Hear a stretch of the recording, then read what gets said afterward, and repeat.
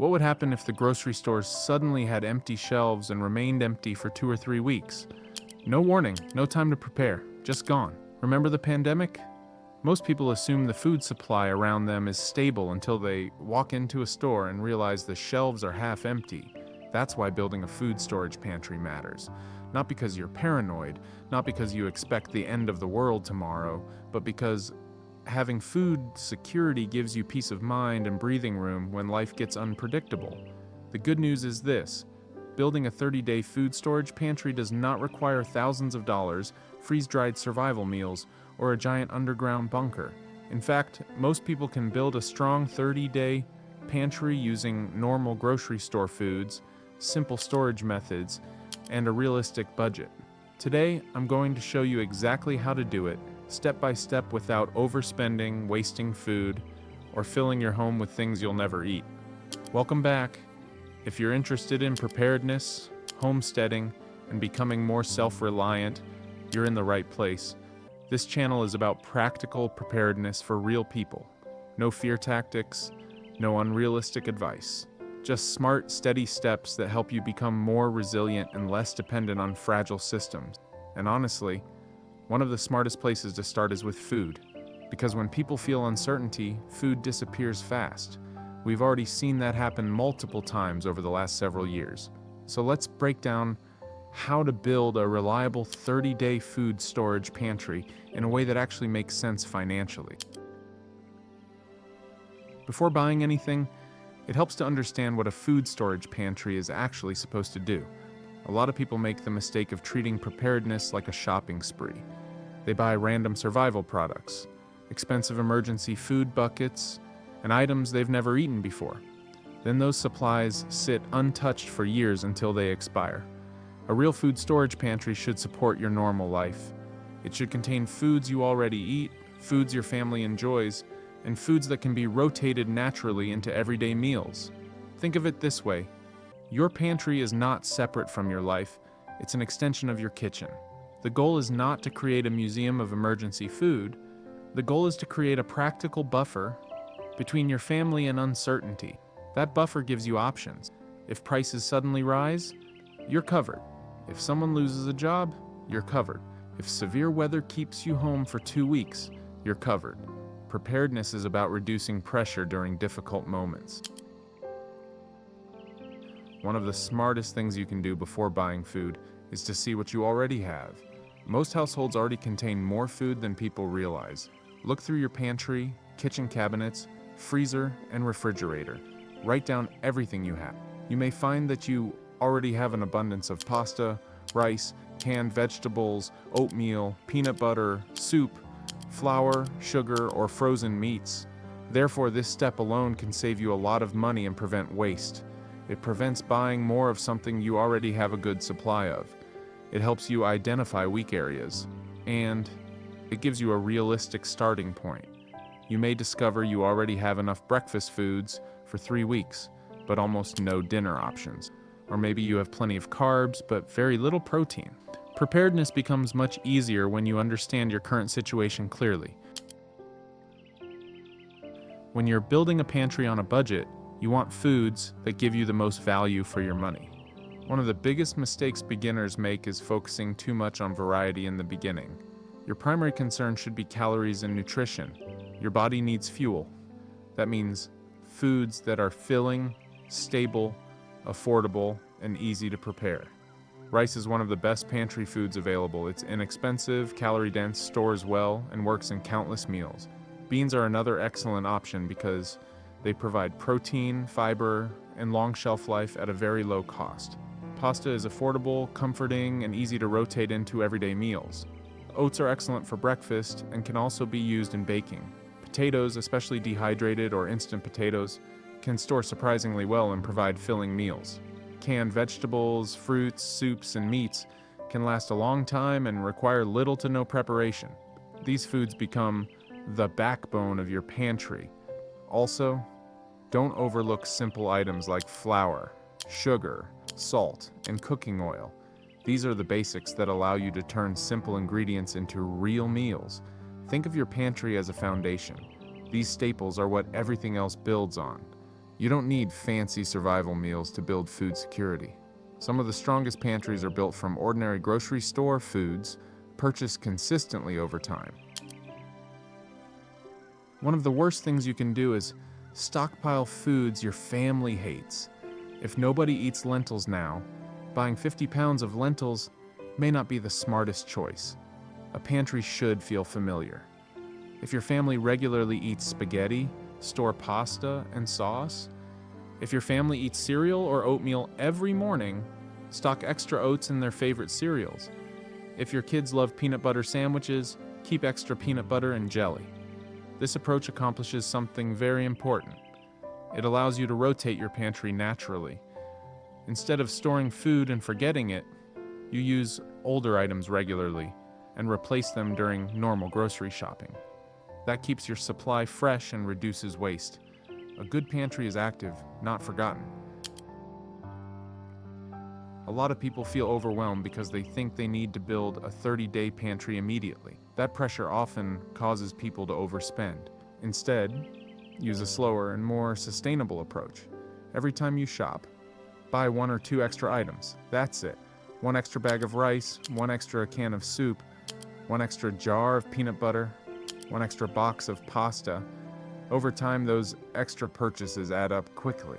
Within a few months, you can build a surprisingly strong pantry without putting major strain on your finances.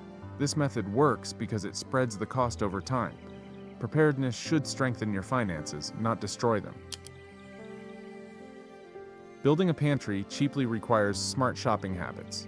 One of the best strategies is learning sales cycles. Most grocery stores rotate discounts regularly.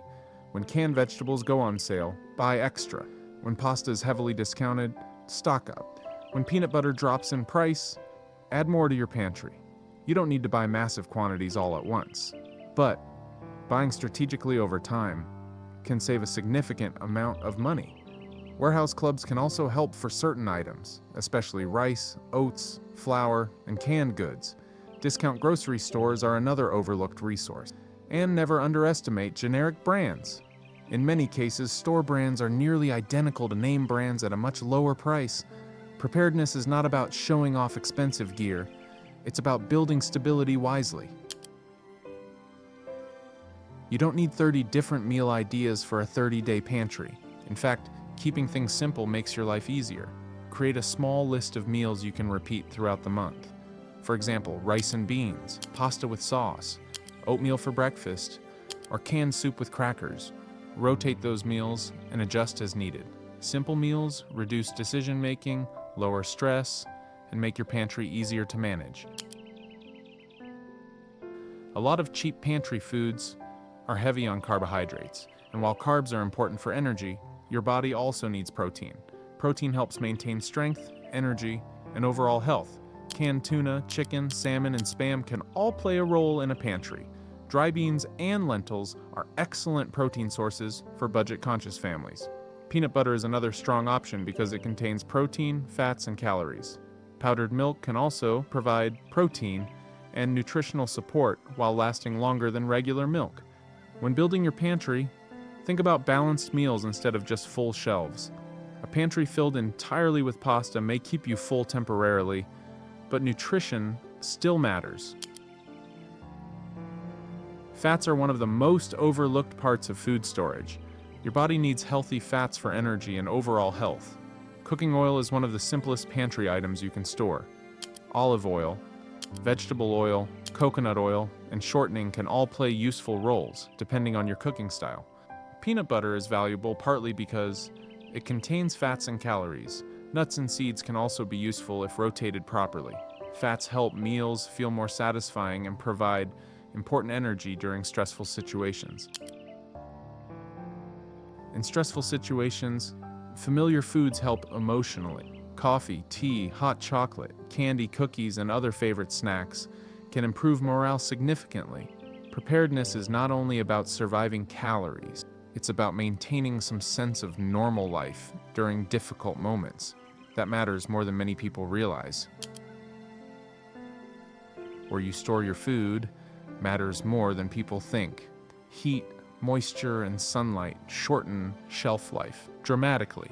Keep your pantry in a cool, dry, and dark area. Closets, underbed containers, spare rooms, and basement shelves can all work depending on your home. Use airtight containers when possible to protect against moisture and pests. Organization matters. Label your food with purchase dates and rotate your stock regularly. The first in, first out method works well. Use older items first and replace them with new ones. This is called rotation, and it's one of the most important habits in preparedness. Rotation prevents waste and keeps your pantry fresh. Preparedness should save money over time, not create unnecessary waste. You cannot talk about food preparedness without discussing water. Food without water quickly becomes a problem. A simple guideline is storing at least 1 gallon of water per person per day. That includes drinking water and water needed for cooking. For a family of 4, that adds up quickly. The good news is, you can build water storage gradually. Store water in food-grade containers, rotate it periodically, keep it in cool, dark locations. You should also think beyond storage alone. Water filtration becomes important for longer-term preparedness. Even an affordable water filter can dramatically improve your resilience during emergencies.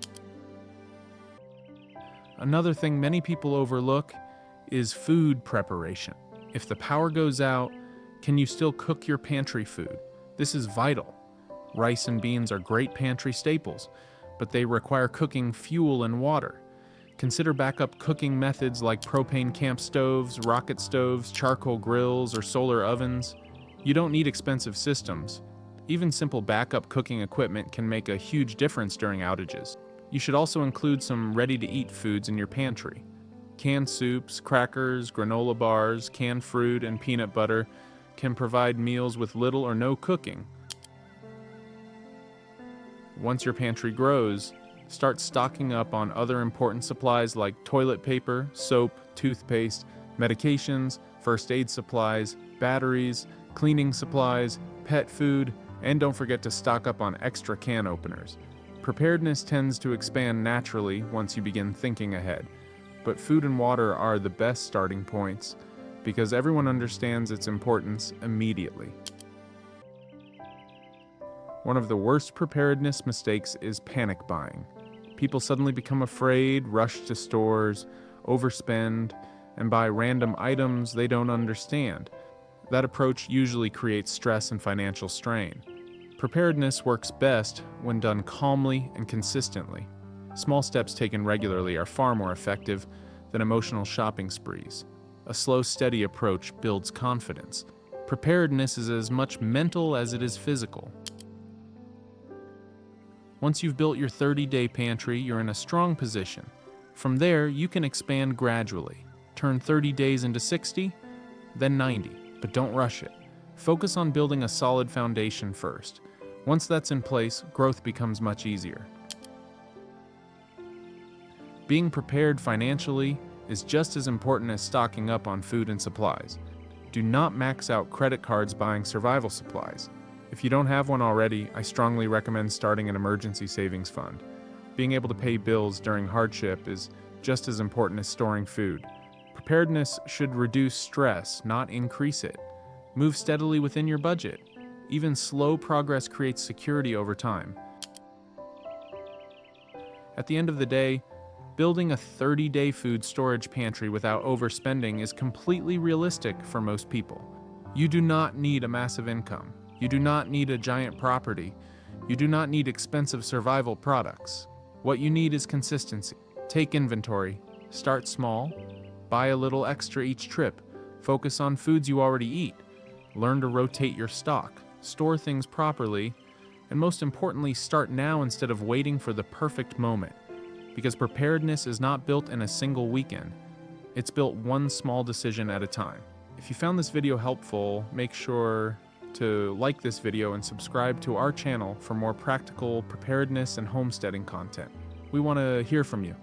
Down in the comments, let me know how many days of food storage you currently have and what your ultimate storage goals are. Thanks for watching.